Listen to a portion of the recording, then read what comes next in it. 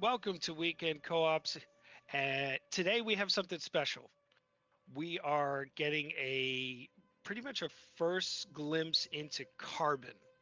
It is an action RPG in the cyberpunk realm from Hardwired Studios. And today you're going to hear some special voices behind the scenes.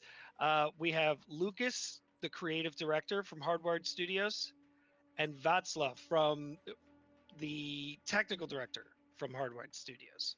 Uh, Hello, gentlemen. How you doing? Yeah. Hello. How are you Hello. doing? Oh, fine. You? Awesome. Great, great. We're really excited. So, Carbon is currently in Kickstarter, and we'd love to see this game fully succeed and get that Kickstarter going. So, first things first, what inspired this universe of Carbon? So basically the game. We both are like avid players of action RPG genres. Back then, since Diablo One, basically, and you could say that the genre is quite overcrowded with fantasy games or fantasy theme, but there is not enough like sci-fi or like a good cyberpunk theme, Yeah. games or theme in the genre. So that was basically the first impulse for us to start working on a game like this, because we wanted to have something different than just slaying lots of dragons or whatever, like demons and stuff. We wanted to play something which would be like closer to what we like basically all of us. We grew up on the movies like Aliens, Terminator, Predator, right? All Right. those like classics, right? Yeah. And that was the main impulse. So we started, and you know hopefully this will pick up. Yeah. Well, I mean, what we've seen so far, it looks fantastic. Really excited. Um, there's so little cyberpunk like action RPGs, if any. We talked behind the scenes. I think the last time I've played one was Shadowrun. So it is cool. Like Cyberpunk 2077 is probably one of the most recent big name examples, and that had its limitations, that had its struggles, but this so far in demo has looked really, really fantastic. So if you could, Václav,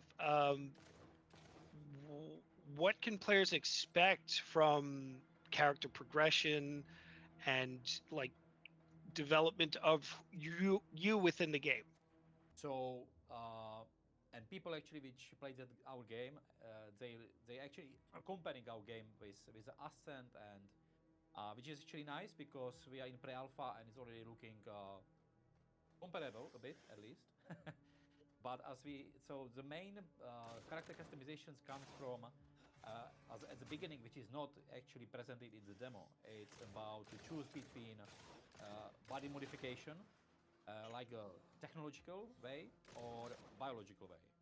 So Okay. that's something what is not covered in the demo. Anybody who is interested in this vision, he can check out our Kickstarter, which is already running, and there's a Yes. lot of information about the game actually. Yes. So this is the base twist when the player, in based on the story, he needs to be somehow modified because he can't handle the, the situation what's happening in the world. So he needs Okay. to be boosted. And on the tech side, you basically can modify your body by implants. But on the other side, as a bio, you can tweak your character by DNA modifications. So this is the first layer of the character customization. Of course, there's not missing like basic archetype like the agility guy, strength guy, and the intelligent guy. So this is, of course, another choice of a character, which leads to another specifications of the class, because we will have also classes. There will be total like 18 18 classes. Okay. So tech character tech character will have like 9 classes, and bio characters another 9 classes, each with an individual set of skills.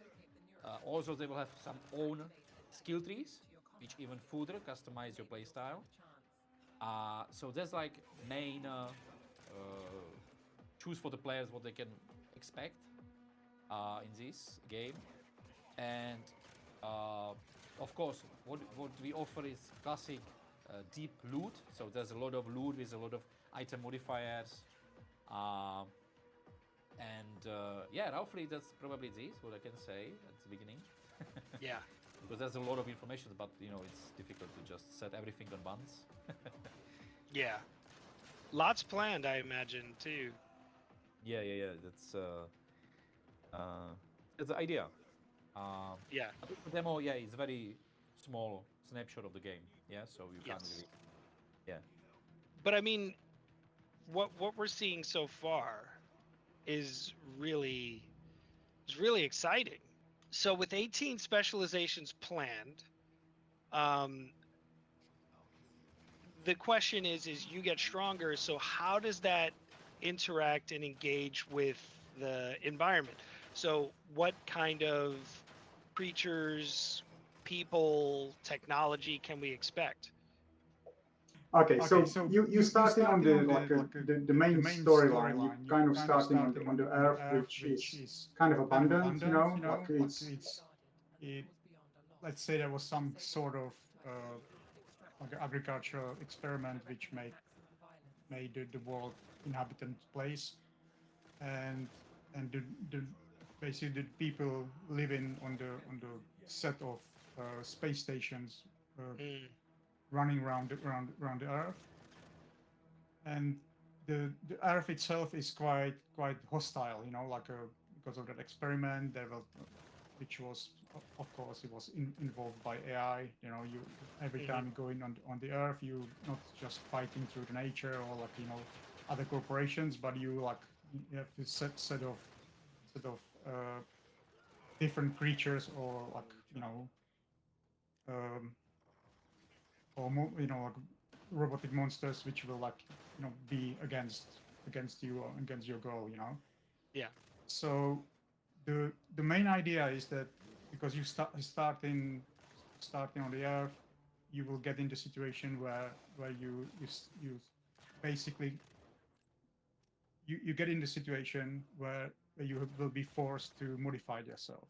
It's Yes. a it's basically like a do or die situation. If you're not doing it, you'll finish.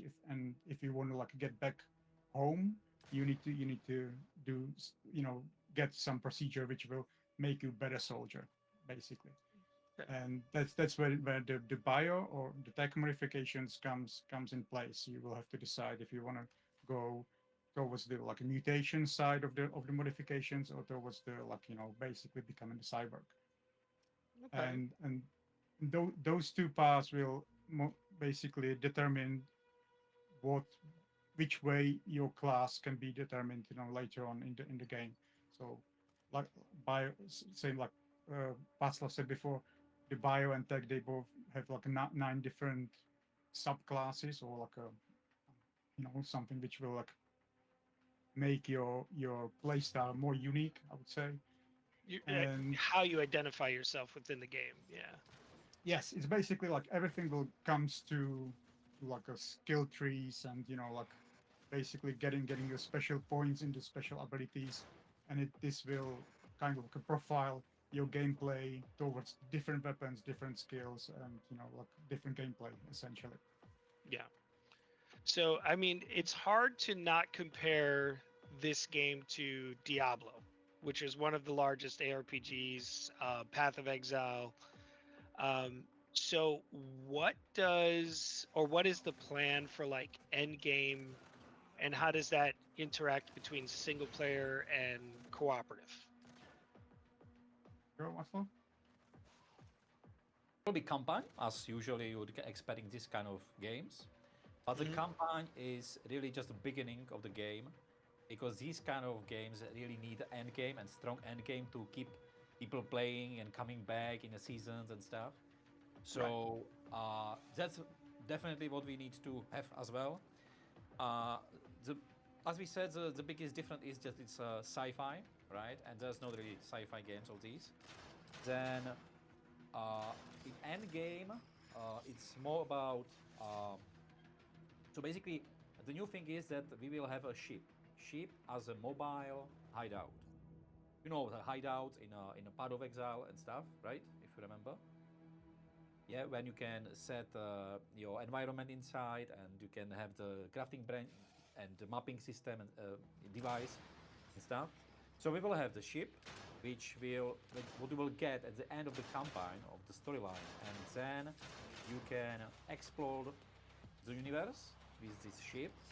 The ship is count as also as a companion, which means that even in a battlefield, in missions, you can use the special abilities of the ship, like for example some long cooldown things like which can clear all the area around the player.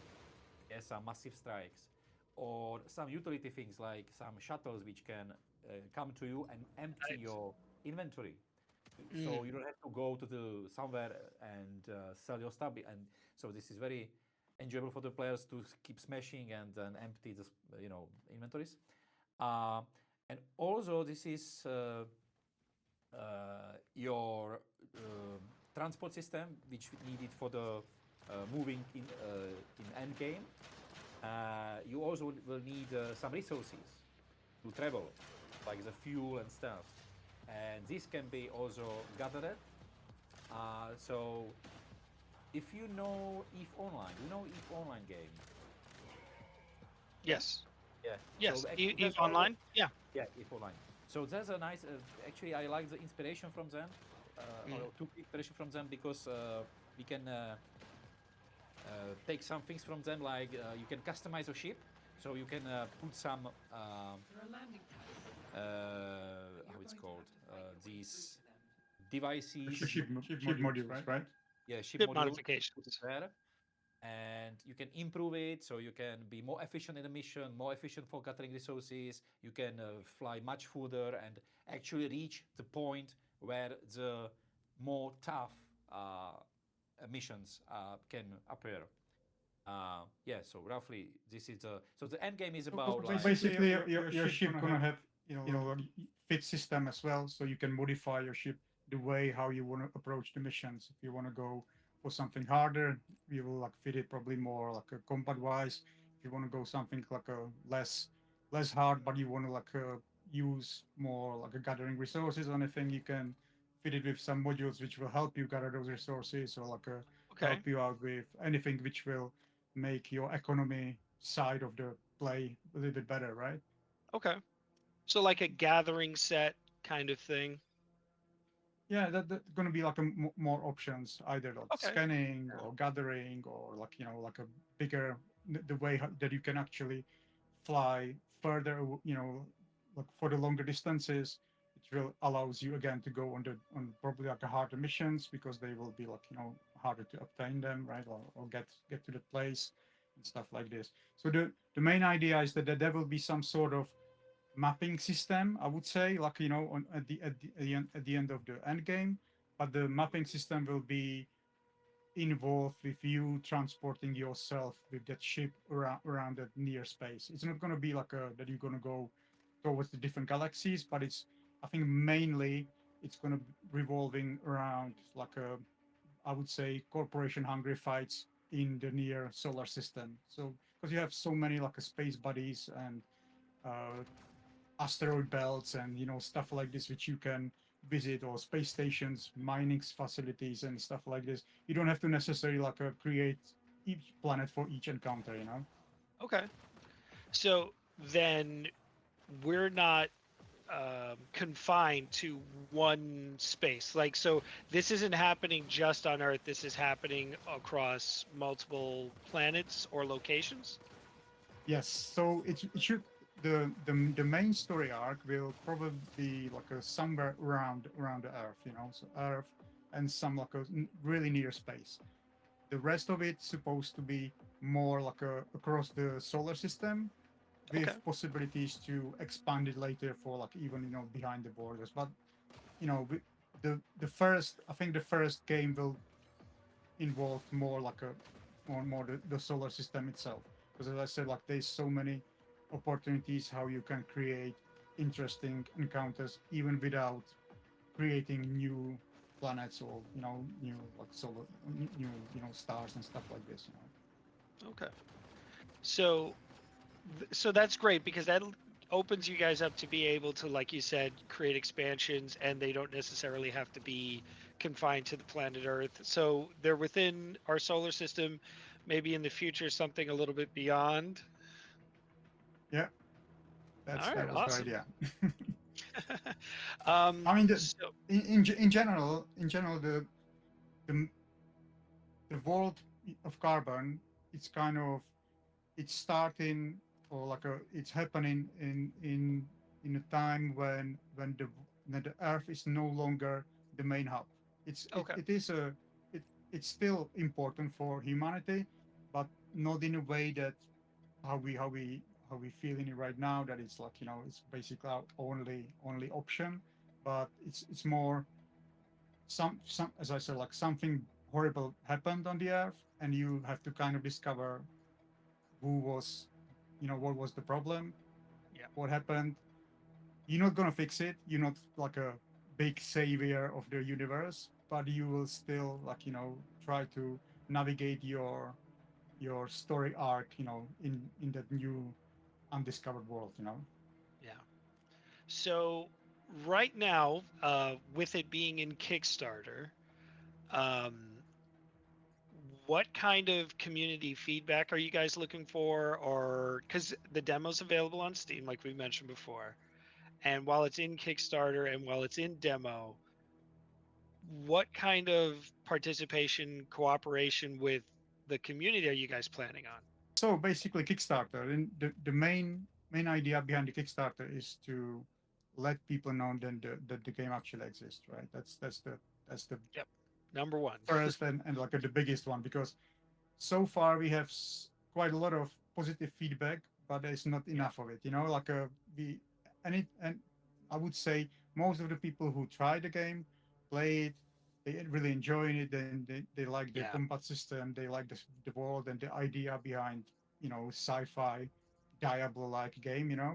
yeah, But the main problem is that not enough people knows about it, and it's harder to approach any like a real financing for the game without having like a big community, or like having having the project which is well known, I would say, right, especially for the right. for the small indie like us, right? So basically, Kickstarter, for the first main thing is the exposure. We need to like have Yeah, as many people to see the game as possible. right.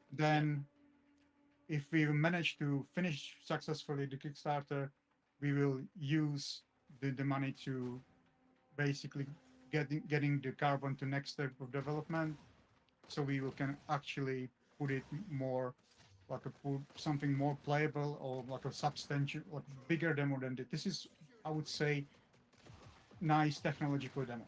You can yeah, enjoy the game, you can try several skills, you can see what is our vision of the game, what we want to create. But it's not for like a long play. In, let's say, 1 hour, maybe more, if you want to explore a little bit of different builds or different weapons, different way how to play the game.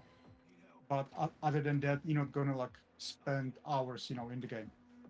So okay. we want to create some sort of experience which will actually allow you to enjoy the game for longer, and probably release it again for the fans, or for people on Steam again, in like a more substantial version. We want to see this get kickstarted. I know the community really does. Um, so what has your journey been like getting to this Kickstarter? It's been quite few years of long nights, and just enjoying like lots of coffee, and lots of unsuccessful meetings with family and friends, you know. Yeah. All So right. yeah, it's been a long journey, but again, we really like the genre, and we really like the Yes. theme of the game. So it would be shame if it's, if it didn't happen, No, yes, I agree.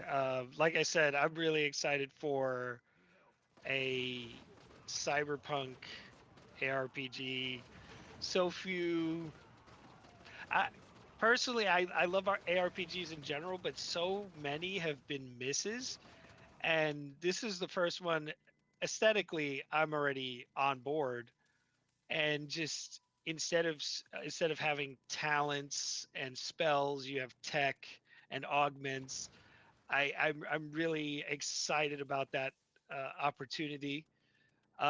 So it's funny because like at the beginning we had that internal discussion, like is it going to work, like it's is it actually the difference between the mage shooting the fireball and between the player shooting the grenade launcher? And at the end, it's basically the same. It's just like the different animation, and different way how you approach it to it, But other than that, the if you look at the core combat system, it's not that much different, So it's that was the main idea that we think that it could work, and as far as I can say from all the feedbacks, it actually looks that it's working.